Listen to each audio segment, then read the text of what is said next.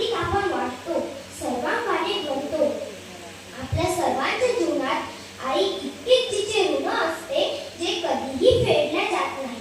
अशी मातेसारखी प्रेम देणारी पावन पवित्र पुण्यभूमीचे वर्णन जिच्या रुधिरातून कणाकणातून वाहते व असे विषय निवडून आम्हालाही मातृभूमीशी जोडते अशा सर्वांना माझे वंदन. मंडळी, ज्या भूमीत आपण जन्म घेतो ती जन्मभूमी म्हणून ओळखल्या जाते. या भूमीची विविध अंगी आहेत.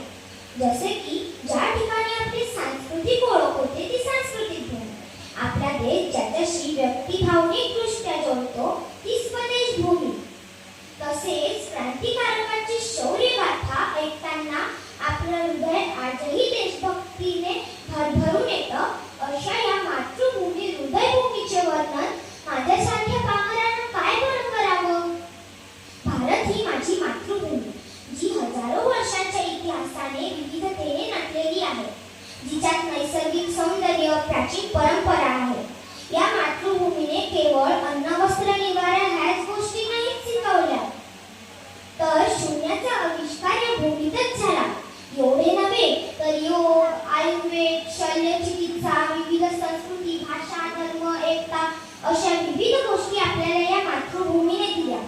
म्हणून आपल्या नागपूरचे कविवर्य सुरेश भट म्हणतात, ये